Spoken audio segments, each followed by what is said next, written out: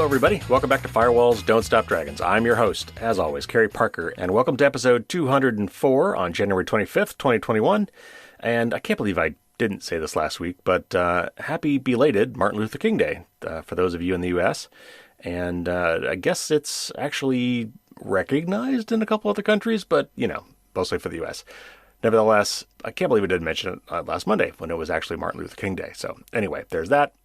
I wanted to let all the winners know that all the products have either been shipped or I have notified the shippers to ship them.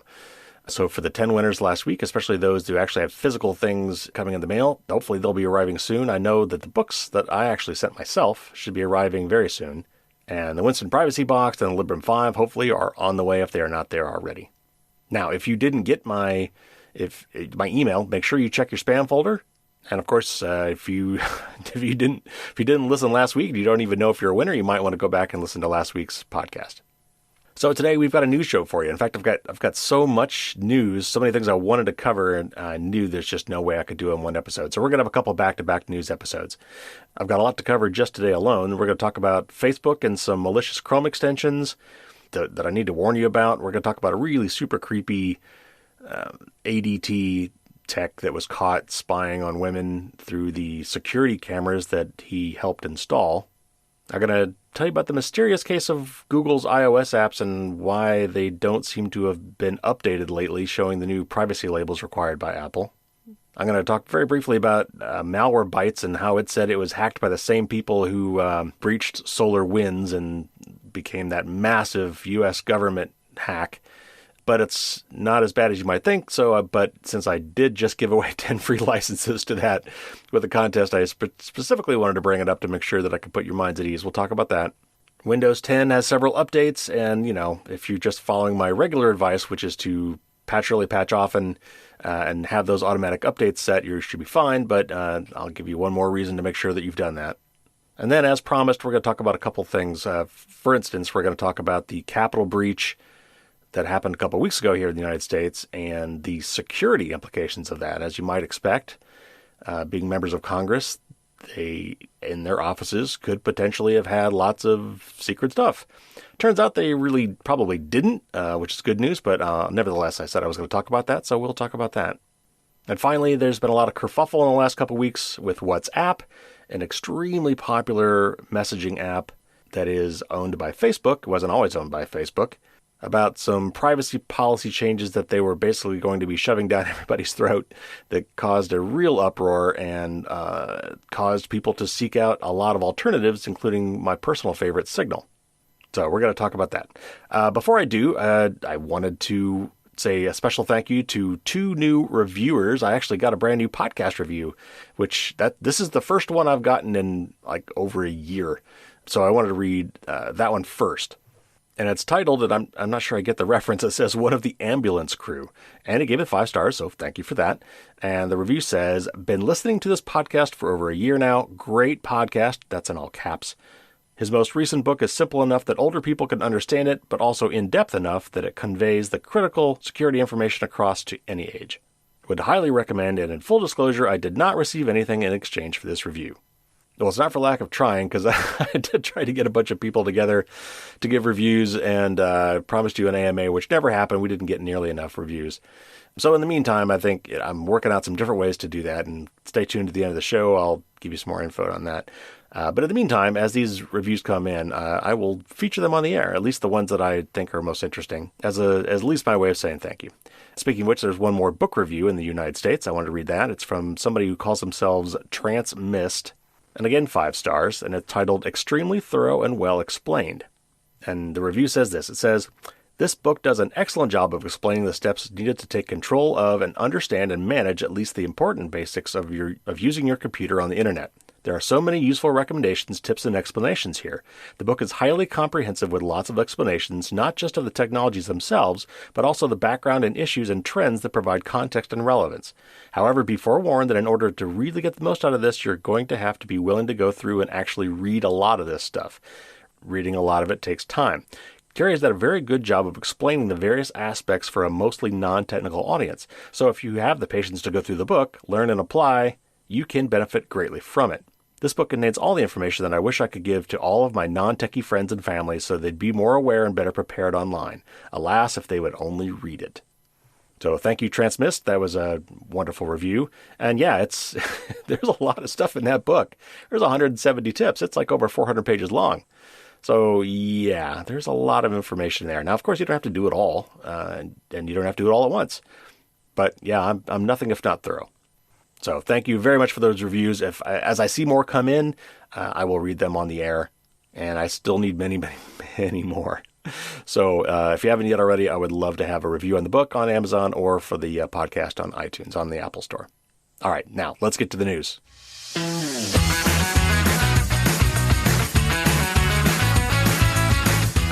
Okay, first up, I've got a couple articles here from ThreatPost. The first one's about some malicious Chrome extensions that were abusing Facebook and scraping and saving users' profile data and more. So let me just read this article from ThreatPost. It says, Facebook has filed legal action against 2 Chrome extension developers that the company said was scraping user profile data, including names and profile IDs, as well as other browser-related information. The 2 unnamed developers under the business name Oink and Stuff, and I guess since they're saying there's 2, I'm going to guess that that's 2 different ones. One's Oink and one is Stuff. Developed Chrome malicious browser extensions which actually contained hidden code that functions like spyware, alleges Facebook. The 4 malicious extensions include Blue Messenger, which bills itself as a notification alert app for Facebook's Messenger communications feature, Green Messenger, which is a messenger app for WhatsApp, Emoji Keyboard, and a shortcut keyboard app, and Web for Instagram plus DM, which offers tools for users to direct message each other on the Instagram app.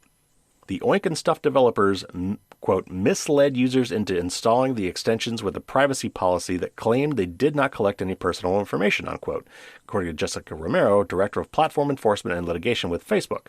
In its Chrome extension webpage description for Web for Instagram plus DM, for instance, the company says, quote, we don't store, access, transmit, or share any sensitive or user private information, unquote. On its website, Oink and Stuff claims that it has more than 1 million active users and said it was founded in 2014. The company offers extensions for Chrome, Firefox, Opera, and Microsoft Edge, as well as Android apps offered via Google Play. It's not clear if extensions offered to these other browsers were found to be malicious. When Facebook users installed these extensions on their browsers, they were actually installing the concealed code designed to scrape their Facebook data, according to Facebook. If users visited Facebook's website, for instance, the browser extensions were programmed to scrape their name, user ID, gender, relationship status, age group, and other information related to their account. And this is another quote from Romero. She says, the defendants did not compromise Facebook's security systems. Instead, they used the extensions on the user's devices to collect information. The extensions also scraped information from unknowing users' browsers that were unrelated to Facebook. Facebook did not clarify what this data was. Facebook also did not say how many users were affected. Okay, so obviously if you're using those extensions, you should uninstall them. But also it goes to the broader point that web extensions, which have become very, very popular, are something to be careful of. And you should treat them pretty much just like apps on your computer or on your phone. You should not have any extras there that you don't need. If you don't use them, you should uninstall them, and you should limit the permissions of each of them as much as possible. Like, for instance, a lot of them will ask to send notifications, or a lot of them will ask for your location. Most of them don't need it. So the bottom line here is you might want to go to your browser and go to your add-ons or your extensions or your plugins. Each browser has a slightly different name for it, and review what's there and make sure that you know what all is there and remove anything that you're not using. All right, next up, another article from ThreatPost, and this was covered in multiple other places. You might have even seen this one on the news. It's super creepy. I think it happened in Dallas, Texas, so it's just one guy. But nevertheless, again, there's a moral to this story that is broader. So let me just read this excerpt from this article from ThreatPost. It says, former ADT employee Telesforo Alvias took note when there were attractive women at a home he serviced in the Dallas area. Then he would add his personal email address to their accounts so he could have around-the-clock access to their most private moments, according to U.S. Attorney's Office. Now Avias faces up to 5 years in federal prison for accessing roughly 200 accounts more than 9,600 times without consent over a 4.5-year period. Avias admitted to regularly adding his own email address to customers' ADT Pulse accounts so he could watch customers in real time without them knowing. The U.S. Attorney's Office said that Avias would watch women naked and couples engaged in sexual activity for his own sexual gratification, they said. As soon as the company was made aware, Avias was terminated and reported to law enforcement. ADT also contacted each of the customers impacted, and the company is doing what they can to address their concerns. ADT joins the ranks of many other companies dealing with insider threats on security. Ticketmaster was recently on the receiving end of a $10 million fine after several employees hacked a rival company's computer systems. Forrester researchers recently explained that the uptick in work from home and remote employees is likely to amp up the rise of insider threats across all industries. So, a couple points there. First of all, yeah, I'm sure that's right. All this working from home is, caused some weird things to happen. I mean, people are now away from work, and sometimes when you're at home, you kind of feel maybe more free to do things you wouldn't do if you were in the office. And honestly, I think people are bored, having to stay home all the time. But then, I think the bigger thing, at least for me, is be careful where you're going to put cameras in your house. I can't imagine, ADT's a security company. I can't imagine still why anybody would put a camera in their bedroom or any place where they might be undressing. But apparently these people did. So, I've got some webcams, but none of them are, one of them is pointing out of my house. It's my doorbell. And one of them is in my kitchen downstairs where, I just kind of check in on the dog sometimes when I'm away from the house. So anyway, be careful of where you put those cameras. All right, next up, as you know, because I had mentioned it having to do with Facebook recently, Apple with iOS 14 has started requiring what they're kind of dubbing privacy nutrition labels, in that it's a standardized way and a standardized format for declaring what sort of data a given app on the Apple App Store is collecting about people, what they're collecting and how they use it, who they share it with. It's a great idea. I mean, again, transparency is step one. And a lot of people, particularly Facebook, got really upset with this. And they're actually claiming that it's going to have a huge hit to their ability to make revenue, which, of course, Facebook, Google, all these companies are ad companies, and they make money by harvesting your data and then using that data to target you with advertising. And so, Facebook got really upset. I think they may even tried to sue Apple. They came up with that full-page ad in multiple newspapers talking about how they're out there fighting for small businesses and how this is going to hurt small businesses. And, you know what I think of that. But so Google, they make apps for the App Store as well. And so they were subject to this same change, which took effect recently. But they haven't updated any of their apps. And I'm sure the way it was worded was, from Apple is, any apps or updates submitted after this deadline must have privacy labels. So Google has not updated a lot of their apps, which is raising some eyebrows. So anyway, this article from Mac Rumors talks about it. Let me just read from this article. As of December 8th, Apple has been requiring developers submitting new apps and app updates to provide privacy label information that outlines the data that each app collects from users when it's installed. Many app developers, such as Facebook, have complied and now include the privacy labels alongside their apps. But there's one notable outlier: Google. Google has not updated its major apps like Gmail, Google Maps, Chrome, and YouTube since December 7th or before, and most Google apps have to date not been updated with the privacy label feature. Now get ready for this. This is a list of Google apps that have not been updated. Listen to this. The Google Translate, Google Authenticator, Motion Stills, Google Play Movies, and Google Classroom apps do include privacy labels even though they have not been updated recently. But Google's search app, Google Maps, Chrome, Waze, YouTube, Google Drive, Google Photos, Google Home, Gmail, Google Docs, Google Assistant, Google Sheets, Google Calendar, Google Slides, Google One, Google Earth, YouTube Music, Hangouts, Google Tasks, Google Meet, Google Pay, PhotoScan, Google Voice, Google News, Gboard, Google Podcasts, and more do not display the information. On January 5th, Google told TechCrunch that the data would be added to its iOS apps, quote, this week or the next week, unquote, but both this week and the next week have come and gone with no update. It has now been well over a month since Google last updated its apps. When it said that an update was coming soon, Google gave no reason for the delay and still has not offered up an explanation for the lengthy period of time between app updates. Google typically pushes updates much more frequently across its catalog of apps, and its Android apps have continued to be updated regularly. There has been speculation that Google is hesitant to provide the privacy-labeled data because of the negative feedback that other companies like Facebook have received, but there's still no confirmed explanation. Apple implemented app privacy information in iOS 14.3 to provide customers with upfront details about what data an app collects from them so they can make an informed choice when opting to install an app. App developers are required to self-report privacy information in the App Store. Developers must identify all data collection and use cases. So it's important to note that little self-reporting thing.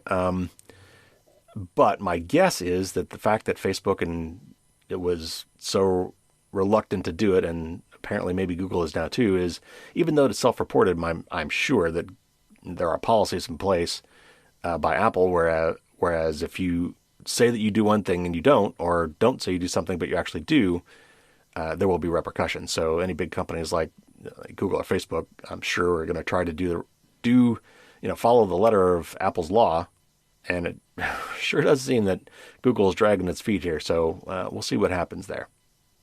All right, next up, just a brief article about this Malwarebytes hack. And basically, Malwarebytes has come forward and said that they were hacked by the same group who breached SolarWinds.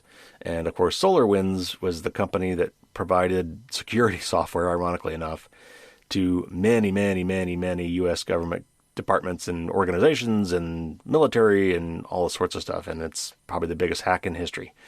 So Malwarebytes was hit too. But it sounds like it was a minor thing. So let me just read this article from ZDNet.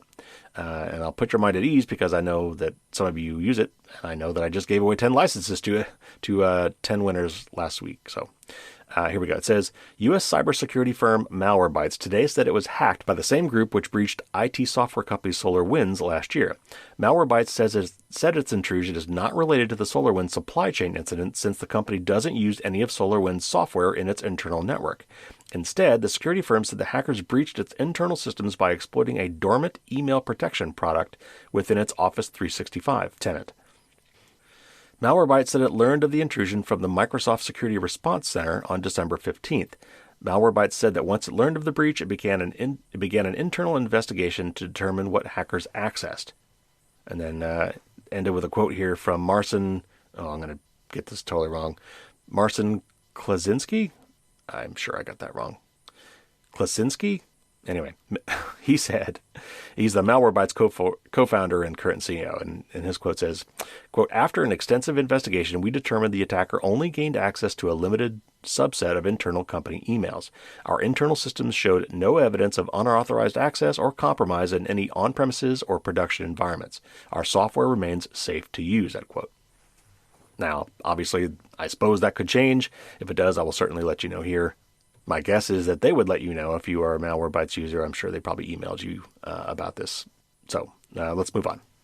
Now, Windows has had a lot of trouble with their updates over the past year. Some really, really bad ones. But it's still necessary, and you still should do it. If you're going to run Windows, you need to get it updated. And here's another example for why. This is from an article from TechRadar. It says, a new zero-day exploit has been discovered affecting Windows 10 alongside a number of other vulnerabilities affecting the Windows operating system. Perhaps the most worrying bug is being tracked as CVE-2021-1647, and I'll come back to that in a minute, and is a remote code execution vulnerability that works by tricking users into opening a malicious document on a system where an infected version of Microsoft Defender is installed. Microsoft has moved quickly to patch the security flaw, issuing a fix for a vulnerable version of the Microsoft Malware Protection Engine. The Redmond-based firm has also confirmed that a proof of concept for this particular zero-day exploit is already available, although the company has not been able to verify its efficacy. Fortunately, Windows users do not have to take any action to ensure that they are protected. The necessary patch will be automatically downloaded on devices running vulnerable versions of Microsoft Defender. Both the Malware Protection Engine and the Malware Definitions Registry are kept up to date for end users and enterprise firms running Microsoft Defender. The zero-day vulnerability is not the only bug Microsoft has acted swiftly to patch. As part of the company's January 2021 Patch Tuesday release, the firm has fixed a total of 83 vulnerabilities affecting a variety of solutions from its servers to developer tools. So again, the main takeaway, update early, update often. Make sure that you're always applying the latest software updates, especially for your operating system. And if you've got it turned on, it'll just happen by default and you're good to go. Now, real briefly, I mentioned that kind of funky number. I've mentioned them before, but I just thought I'd circle back real quick. So CVE is a Common Vulnerabilities and Exposures numbering system.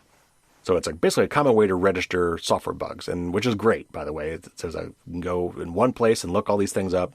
And you might have noticed that, it's CVE-2021, so that's the year, and then -1647, which you might be tempted to believe that's an increment encounter, but I'm not sure if that's really the way those work, because that would mean that that this vulnerability was the 1,647th bug found so far this year. It's not that that's impossible. It certainly could be, but I'm not sure that that's really how that works. I'll have to look that up. Maybe I'll get back to you on that one. But anyway, if you ever see CVE numbers, that's how you can. That's what they are, and that's a little bit of how to interpret what they mean. All right, now I've been mentioning this for a couple weeks now, so I wanted to talk a little bit about the security aspects of the U.S. Capitol breach that happened a couple of weeks ago. And as you might guess, being Congress people, representatives of the United States government, you might assume, and some of them, of course, serving on committees like, intelligence committees and having secret clearances, that they would have access to secret information, or if nothing else, maybe highly confidential information. And yet the Capitol was overrun with uncleared people who were rifling through desks and even through some computers. And so, might be worried about what they found there. It turns out it's probably not an issue. Let me read this article from TechCrunch. It's the image that's been seen around the world. One of hundreds of pro-Trump supporters in the private offices of House Speaker Nancy Pelosi after storming the Capitol and breaching security in protest of the certification of the election results for President-elect Joe Biden.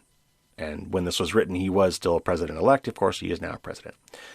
Police were overrun, and some lawmakers' offices were trashed and looted.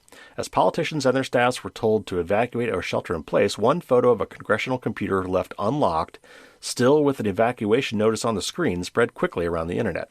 At least one computer was stolen from Senator Jeff Merkley's office, reports say. Most lawmakers don't have ready access to classified materials, unless it's for their work sitting on sensitive committees, such as Judiciary or Intelligence. The classified computers are separate from the rest of the unclassified congressional network and in a designated Sensitive Compartmented Information Facility, or SCIF, in locked-down areas of the Capitol building. Quote, no indication those classified systems were breached, unquote, and that was tweeted by a guy named Mike Yoang, a former House Intelligence Committee staffer. But the breach will likely represent a major task for Congress's IT departments, which will have to figure out what's been stolen and what security risks could pose a threat to the Capitol's network. Kimber Dowsett, a former government security architect, said there was no plan in place to respond to a storming of the building.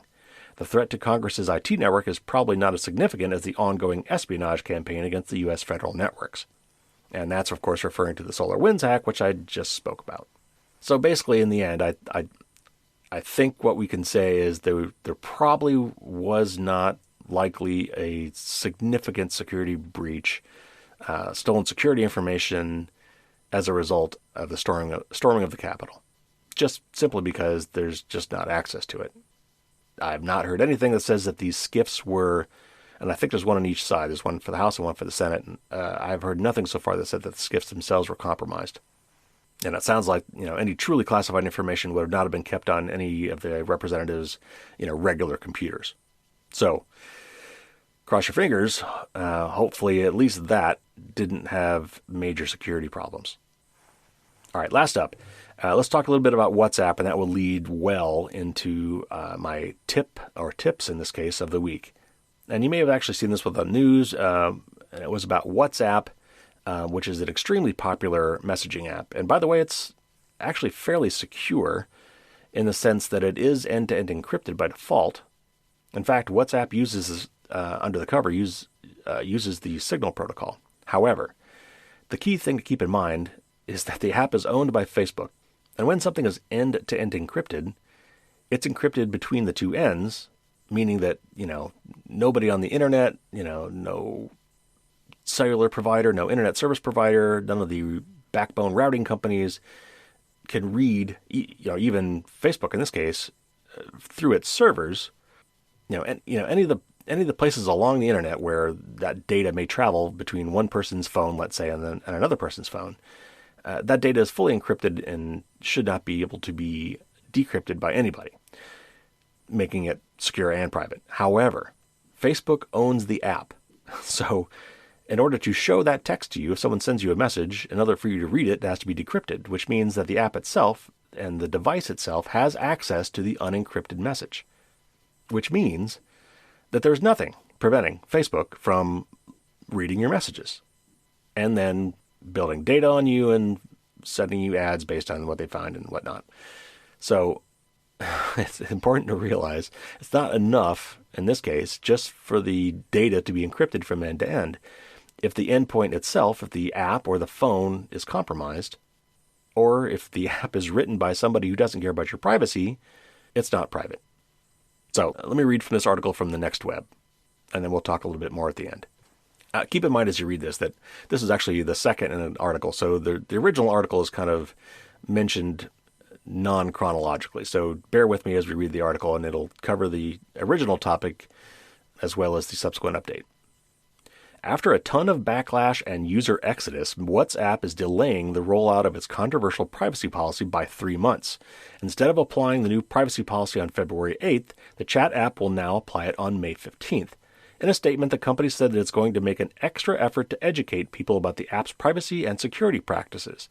And this is a quote from Facebook. It says, quote, "We're now moving back the date on which people will be asked to review and accept the terms. No one will have their account suspended or deleted on February 8th. We're also going to do a lot more to clear up the misinformation around how privacy and security works on WhatsApp. We'll then go to people gradually to review the policy at their own pace before new business options are available on May 15th, unquote. Does it really matter if the company's not making changes to the policy? Probably not. But first, let's rewind a little and look at what's happened in the past couple of weeks. In the first week of the year, WhatsApp started notifying users that a new privacy policy will take place on February 8th, and if they don't accept it, their account will be deactivated. The policy mainly focused on providing leeway for the app's possible integration and data sharing with other Facebook services and laying out a framework for businesses to chat with customers. While it didn't mean to say, quote, "We want to share your data with Facebook," unquote, it lined out how much data potentially the app can collect. This change drove people to move away from WhatsApp and adopt other apps such as Telegram and Signal. Both have had tens of millions of people downloading their apps in the past week or so. Telegram has breached the 500 million active user mark, while Signal hit 50 million installs on the Play Store. Earlier this week, WhatsApp wrote a one-pager explaining the privacy policy in detail, but it didn't really elaborate on any questionable issue.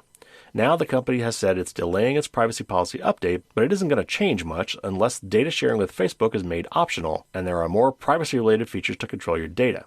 If WhatsApp wants to win people moving to other apps back, it needs to redefine its privacy policy and find non-intrusive ways to earn money. All right, so there's a few things to kind of unpack there, but I also had not mentioned here, hopefully I don't get this wrong, but as I recall, the real turning point for this was years ago, 2016 maybe even, where Facebook basically told everybody, hey, everybody using WhatsApp, we are now going to start sharing your data with Facebook. Originally when they bought WhatsApp, they told regulators, they told the founders of WhatsApp that they were going to keep these things separate, that they were going to preserve WhatsApp users' privacy because privacy was a big deal for WhatsApp users. And by the way, there was like over 2 billion WhatsApp users. I mean, that's why Facebook bought them. And so, Facebook being Facebook, they totally walked back on that. And the two founders actually left Facebook in disgust. One of them went to go on to be a funder of Signal. His name is Brian Acton. I actually interviewed with Brian Acton. I had a rare opportunity. I spoke with him for about an hour when I was going to interview to work at Signal a couple of years ago. But anyway, Facebook being Facebook couldn't keep their hands off that data. So they're basically laying the groundwork to start using more of this data. Now, again, my understanding is they actually changed the relevant privacy policy for this years ago. And this particular update was really only related to WhatsApp enterprise customers. But it was somebody in the news got a hold of it and it just kind of went viral. And the big news was, oh my God, if you don't accept, the new WhatsApp policy that lets them share all your data with Facebook, then you're going to get cut off. When in actuality, I think that choice was actually years ago. And this was just a change actually for WhatsApp enterprise users. But the damage has been done, and it really should have happened years ago when this change took place. Obviously part of the problem is it was an ultimatum, right? You either do this or you get cut off. It wasn't like it's going to be on by default and you have to opt out. This was straight up, we're going to do this. And if you don't like it, you can't use our service anymore. And I think that was the aspect of this that really caused the whole thing just to go viral and get blown out of proportion. Of course, that's a good thing in this case because it drove a lot of people away from using WhatsApp to much more privacy-preserving messaging apps like Signal. Now, Telegram is much more popular in the sense that it's got many more users, but it's not encrypted end-to-end by default. Personally, I would still go with Signal. In fact, I just wrote an article about this for the blog. If you want to go to Firewalls Don't Stop Dragons, and it'll tell you how to switch to Signal and why you should be switching. But also, I like the fact this article called them out and basically said they're not changing anything. All they're doing is delaying it. They're basically hoping to weather this PR storm, give themselves some more time probably to come up with a really flowery, euphemistic way to tell you that they're going to be raping your data. But at the end of the day, Zuck is going to Zuck, which is to say Mark Zuckerberg, who has full control over Facebook, is all about your data. And this is just the next step, the next shoe to fall. So stop using WhatsApp, move to Signal. I guess that's tip 0. But let's move on to my tip of the week, actually, in this case, tips of the week. Real quick, I will mention there are some other ones. Signal is my personal favorite. These days, there actually are some other really interesting, very secure, very private services out there you might want to look at. The trouble is, most of these apps, everybody has to use the same app. So the person on the other end has to have Signal too. So we really kind of need to consolidate around, one other option until somebody comes along and federates these things, which there's work being done there too, which I'll mention here in a second. But for now, like instant messengers were back in the day, if you're on AOL's instant messenger, then the person you're talking to also has to be on AOL's instant messenger. If you're on MSN Messenger or Yahoo Messenger, all those old IM systems, whoever you were talking to had to be on the same system, which means you had to have multiple accounts. And then there came along these products like Trillion and Pigeon that were unified clients that basically at least had one app where all those things were in one service. Now you had to log into each of those, services individually, but at least you had one app where you could, do all your messaging from. And actually they're working on similar things for our current messaging. There's one called Beeper. And it's based off of something called Matrix. And I'm not going to go into all that now, but I will note that there are some other systems coming online that are, again, trying to unify these things because there's all these proprietary protocols that they're using because they all want to control your experience. They want to control the app and, Signal actually is open source and their protocol, the Signal protocol is open source as well. So it's WhatsApp uses it. And I think other things use it too. I did say that the other ones you could look at. I hesitate to mention them because, again, I don't want to, further contribute to the balkanization of this system. But, you could look at Threema, Threema. You could also look at Wire. You can look at Telegram. Just note that Telegram's not end-to-end encrypted by default. You have to turn that on. So there are other ones. But if you're really going to switch, if you're using WhatsApp now and you want to pick something else, I would go with Signal. So let's move on to the tip or tips of the week. And Data Privacy Day is something that happens every year on January 28th. It's actually an international thing now. So now is a great time for me to throw out some tips for preserving your privacy. And there's so many of those that I'm going to do this in 2 different ways. First of all, I just highly recommend that you check out, I've got a comprehensive Data Privacy Day checklist that I maintain on the website. I keep it up to date. I refer to it each year when there's a new Data Privacy Day rolling around. And there's a dedicated article for 2021 that, kind of gives you some incentive for doing it. And then at the very end, it points you to the single list that I maintain for a checklist for all your privacy needs. So you can find that on the website, firewallsdon'tstopdragons.com.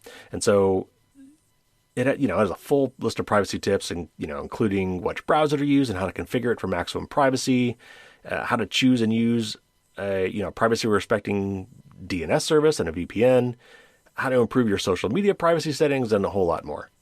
And it's also got a whole bunch of links to other privacy guides and websites too. So there's tons of info there. But for today's tip of the week, I want to focus on one aspect of this. I want to focus on finding alternatives to one of the worst privacy offenders, and that is Google. Now, we love to beat up on Facebook and Instagram and others, rightly so. But in terms of sheer volume of data, the undisputed winner, and I use that in air quotes, winner, is Google. They're everywhere, and I mean everywhere. As I've said many times, Google's an ad company who just not so coincidentally happens to offer a lot of other quote-unquote free services. Last I checked, Google makes 90% of their revenue from advertising.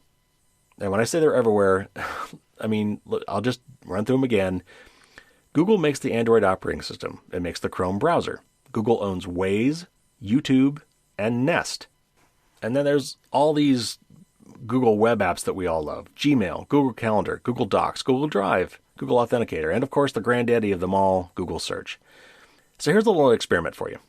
Find someone else you know, maybe someone you don't live with, and whip out your laptops or your cell phones and go to Google Search.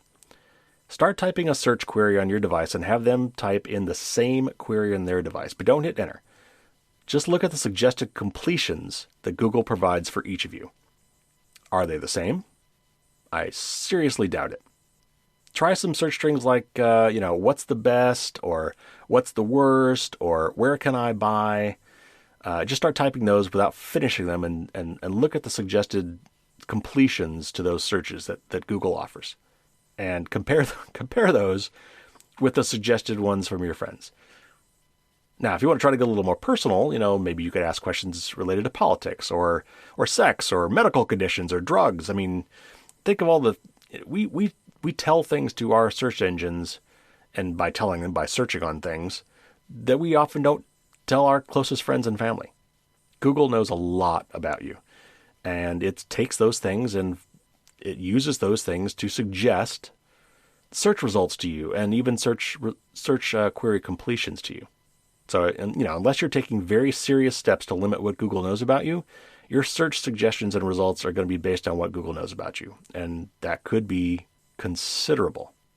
Now, of course, you can always find out not exactly. You can get the raw data, not all the conclusions they've drawn, but you can get the raw data that Google has on you just by asking. You can find if you search on, Google download my data, which is going to be significant. I mean, you could of course not tell it to download your email. You already have your email, just to realize that they do too. But, download everything Google has on you, and I think you will be shocked. There's a site that you might check out called justgetmydata.com, where it shows you basically for all the big services how to download all your data, and also even gives you a little red, green, yellow indication as to how difficult it is for that service. That site also happens to be a sister site to justdeleteme.com, which is once you found out all these sites and what they know about you, and you might decide you want to not be associated with them anymore and ask them to delete your data along the way of quitting them, justdeleteme.com is a sister service that helps you do that. All right, so let's do a quick lightning round here. Let me run through some Google alternatives for you. And I've got about a dozen of them here. So first of all, Google Search, the big one, the one that started it all. Of course, the one I recommend is DuckDuckGo. I've been using it for a long time myself. Is it as good as Google? No. Actually, I still think it falls short in a lot of ways. Google, even if it doesn't know anything about you, they really nailed search. They know what they're doing. They've done some really good work there. Now, DuckDuckGo is still pretty darn good. I haven't really had trouble with it, but the trade-off is simple for me. It's a no-brainer. Another one I've learned about recently that I honestly can't say that I use. It's a meta search engine, which means it's actually under the covers. It searches on your behalf several other search engines and kind of merges the results. So I guess technically speaking, if it does a good job there, it's actually using Google and Bing and Yahoo and Yandex and all a whole bunch of others behind the scenes, and then giving them to you in a private way. It's called Metager. I think I'm guessing because it's out of Germany. metager.org. Again, I have not used it much myself, but it might be worth a shot, especially if you find that DuckDuckGo for whatever reason is not cutting it for you. You might want to give that one a go.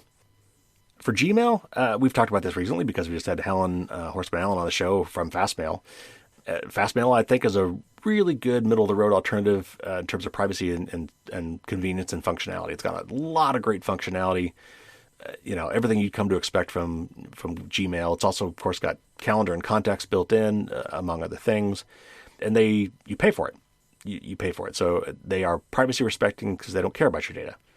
But, if you really want to kick it up a notch, if you want to go full tilt end-to-end encryption, then you might look at, Proton Mail or Tutanota, Tutanota. I use both of those as well.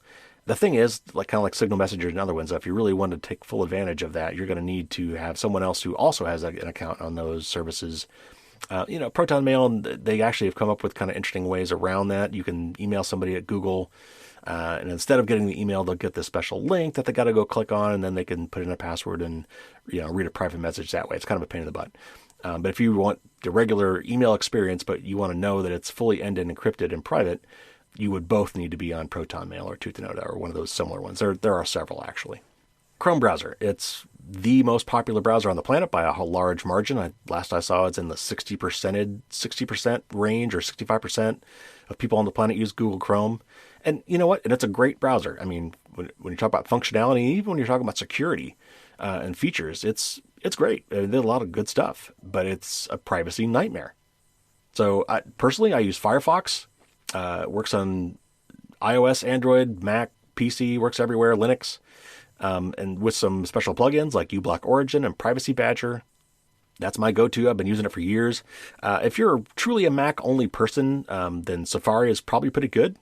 I mean, it's definitely good for privacy.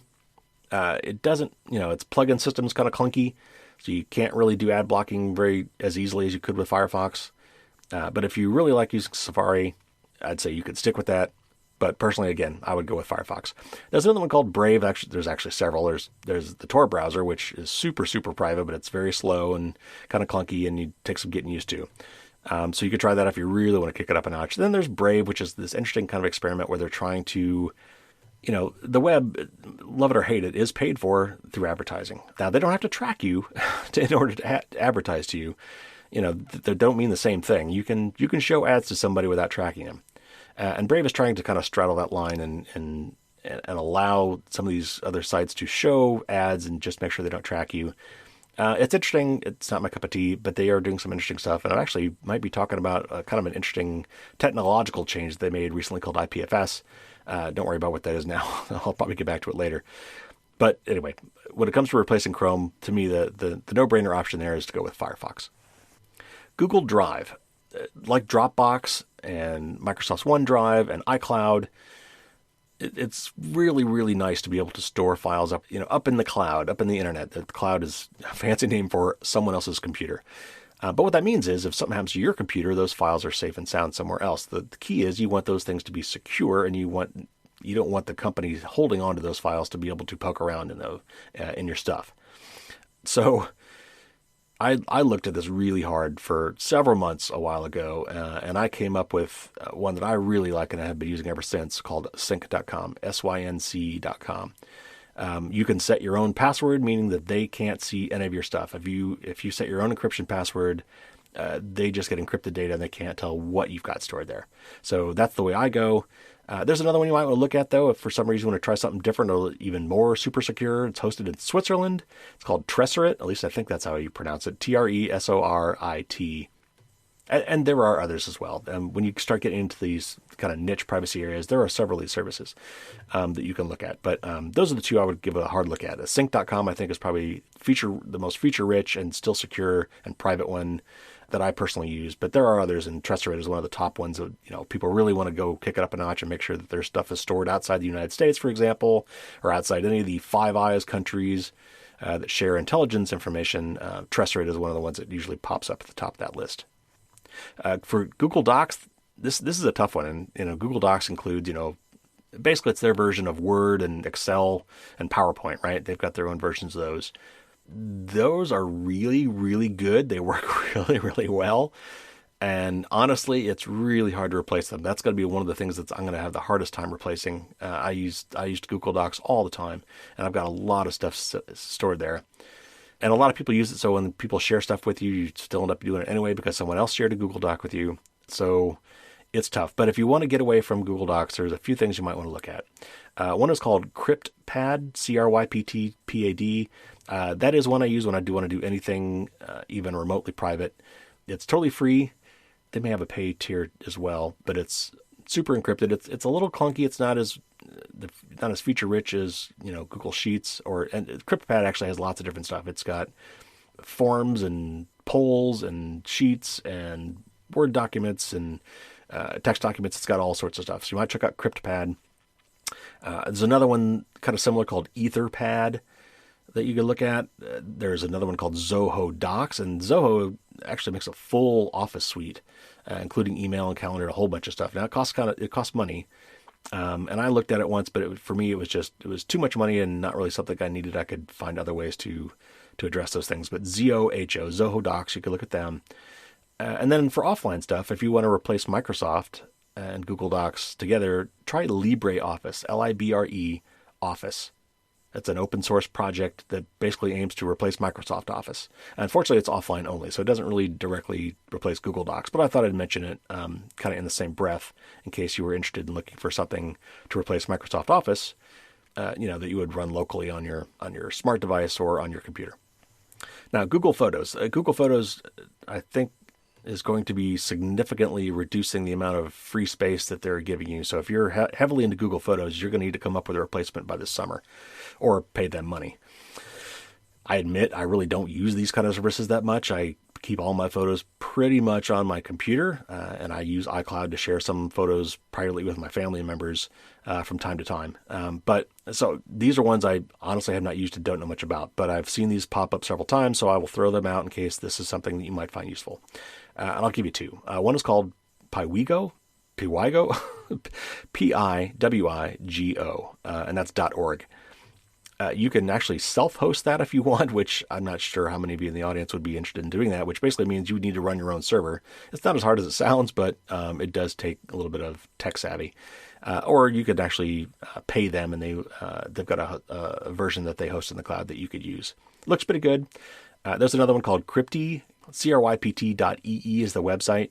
And they have other things as well as photo sharing.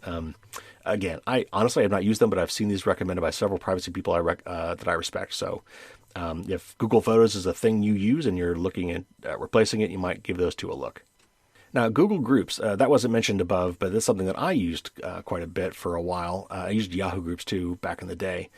I've got some groups that I like, some basically mailing lists, but, modern groups have much more than that. You can share files and share photos, and, you can have a shared database of things like, contact information. I find them still very useful. I looked at many of these, and again, the one that I personally ended up settling on was called groups.io. And they've got a lot of great functionality, and they've got a free version that's got some very basic stuff, and you can pay to have your group expanded to even more features. So check them out, groups.io. If you just want a simple mailing list, it'll do that for you for free. Now, as far as YouTube, most people probably consume stuff off of YouTube as opposed to, sharing content there. But if you do, you might look at Vimeo, Vimeo. And finally, a couple more. Android operating system. This is tough. I mean, if you've got an Android device, unless you're really technical, you're going to have a hard time replacing the operating system, though. There are some replacements. Lineage OS is one. I have never done it. I don't know how hard it is to do, but I know people who have done it. Basically replace the operating system on their phone and get rid of Android. Or you could try something like the Librem 5 from Purism, which was one of the big prizes we gave away in the 200th podcast, which was built from the ground up, hardware and software, to be privacy and respecting. Otherwise, just get an iPhone. Apple's not perfect, but they're way better when it comes to privacy than Google is. And finally, just to round out the list, Google Hangouts isn't really terribly popular, but in terms of, messaging apps like WhatsApp, again, I would go with Signal. It's great. It runs on iPhones and Android and Mac and PC. It's very simple to set up, and they collect like zero data. Zero. If you look at if you look at their iOS privacy report, I think the only thing they collect is your phone number.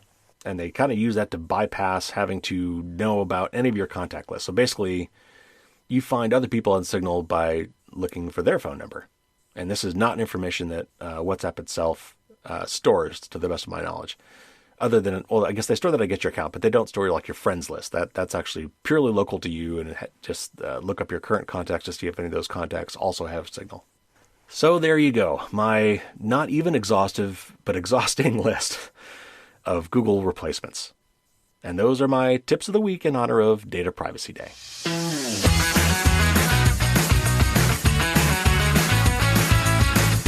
All right, everybody, thanks again for tuning in. We're going to have another news show for next week. There's topics I didn't get a chance to cover today that I'm going to cover next week. Some of them are really kind of interesting.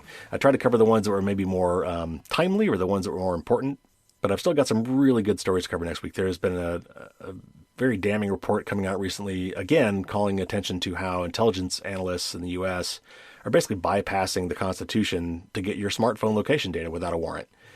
We're going to talk about a welcome change from Apple. I had complained some weeks ago about how it was found that they had exempted themselves from some firewall features that would allow you to have more control over where your data goes, and they've fixed that. That's a good thing. Microsoft and actually Google Chrome too has got some new password monitoring systems that I'm going to tell you about a little bit. I saw an article from, and this probably hit the news because this is the kind of story that the networks love to show. About how Microsoft has a patent, which doesn't mean they're going to do anything with it, but it's been revealed that Microsoft has at least filed a patent that would let them sort of recreate dead loved ones in the form of a chatbot using artificial intelligence. Yeah, right. So creepy. We'll talk about that next week. And then some police robots, these kind of goofy, benign-looking robots that are basically used for surveillance purposes. That and more in our news show next week. So real quick, I guess I should have said, make sure you check the show notes. I've got a link to the my current blog entry about Data Privacy Day, which has links to all the stuff I just talked about with Google alternatives, and it's got way more. It's got also my privacy checklist with tons and tons of tips and even pointers to even more lists of tips and things to do. So Data Privacy Day, January 28th. Check out my blog entry around that I do every year. And you'll find links to all the stuff I just talked about. Okay, reminder, please fill out the annual listener survey. You can find that at bit.ly/firewalls-survey-2021. That's bit.ly/firewalls, all one word, capital F, -survey-2021. I'm going to be keeping that open for probably another couple weeks at the most. So get in there and please let me know, how long should this podcast be? What's the right balance between news and interviews? Who should I interview? What topics should I cover? That and much more. I really want to get your feedback. I want to make this podcast the best it can be for my audience. And while I have gotten some good responses so far and some interesting responses, I need a lot more. So this is your chance to be heard. This is your chance to directly influence what's going on. And I forgot to mention, I said there was last week, I said there's going to be an incentive to do so. And if you need one, I will be giving away at least one free PDF copy of my book to people that submit their surveys. Now, you could do it anonymously. You don't have to tell me who you are. But if you'd like to enter to get a free copy of my book, there's a place there for you to put your email address, and I will let you know. Now, I've got several interviews again in the hopper. Some really cool ones coming up that probably should start not next week. Obviously, that's a news show. But the week after that, that's when the interview should kick back in again. Now, would you like to know who they are? Would you like to maybe even suggest some questions I might want to ask? Well, then you need to check out patreon.com. I am finally getting around to completely revamping my Patreon page and adding some really cool content. In fact, I got so many ideas. I'm trying to figure out which one to prioritize. But I mean, just some of the things I'm thinking about doing, and some things I'm already starting to do is I'm going to be giving you sneak peeks to all my supporters. The people that are already patrons already know who those interviews are going to be, who I'm going to be talking to soon. I had usually avoided talking about them here because I don't want to get everybody's hopes up and then something falls through like, I don't know, say Jeffrey Fowler. I still hope to get him on, and nothing. It's nothing on him. He's a very, very, very, very busy guy, and I really shouldn't have even mentioned his name here until it was much more certain. However, for patrons, you get to look behind the curtain. I will tell you what's going on with the caveat that it may fall through, but I'm giving you a sneak peek of what's coming up, and I'm planning on finding ways for you to actually even, suggest topics and questions for me to ask during those interviews. But that's not all. Also, my patrons already know what was in today's show. In fact, they've already got all the show notes. I'm going to be posting, at least the day before the show drops, a preview of the show notes that includes all the links and tells you what I'm going to be talking about. So if you're a patron, you'll know what's going to be on the show before it happens. Again, I'm trying to find more ways. I want to find some ways for my patrons to directly interact with me. I can't possibly, directly interact with all my listeners. That's too many people.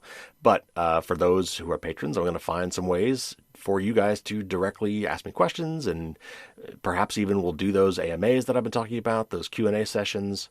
I've got lots of great ideas. And in fact, I've got another survey for patrons and would-be patrons. If you want to influence what that might be, or at least how I prioritize what those cool new things are going to be, you'll have a chance to do that too. You can find the link at patreon.com and just search on Firewalls Don't Stop Dragons. And realize that I'm going to be modifying that page here in the next couple months as I flesh out what these new really cool exclusive content things are going to be for my patrons and at what level they're going to kick in. But I'm super, super excited. I've been meaning to do this for so long, and until I retired, I just really honestly didn't have a chance to sit back and really, really do a deep dive on this and come up with some great ideas. And I've got some cool ones. Something else I'm working on is some cool swag, some stuff that I will be sending, like physically shipping to patrons. I'll probably do something simple. I'll maybe do some stickers, or maybe we can look at t-shirts or something like that. But I've got another really cool idea that I don't want to give away just yet. That I think is just going to be so cool, and something you will not find anywhere else. Something else I'm going to be doing for various levels of Patreon, I'm going to give you some behind the scenes. You can see what it's like for me to make my podcast and what it's like to work on my book and some of the other things I've got going on. I'm making some videos right now for A-Press. I'm hoping to eventually make some videos for YouTube. I want to write more books, and I'm planning to make sure that my patrons are all up to date on what kind of things are coming up and things I'm thinking about. And again, hopefully find some good ways for you to actually give me some feedback and help me prioritize those things and give direct feedback on some of those things. So now's a great time to get in because I'm prioritizing all of these insane number of ideas that I've got. And so you can go to patreon.com. And even if you're not going to be a patron just yet, you can take the survey anyway as a would-be patron and tell me what kind of things you think would be most valuable and most interesting to you. So to find that survey, just go to patreon.com. I'm not going to list it here. The other one I really want to, of course, make sure you get to first is the listener survey. Again, bit.ly/firewalls-survey-2021 with a capital F. Please get that done in the next couple of weeks. I would very much appreciate it. And I will certainly share the results of that survey, the high-level results with you guys when all the stuff comes in. All right, that's going to do it. Thanks for hanging in there. We got, again, another news show next week. Thanks to all who have posted reviews for the podcast and for the book. As more come in, I will certainly read them here on the air. Stay safe, everybody. Get that vaccine as soon as you can. Help others get it as well. Stay indoors. Keep wearing those masks. Stay safe. And as always, everybody, until next week, don't get caught with your drawbridge down.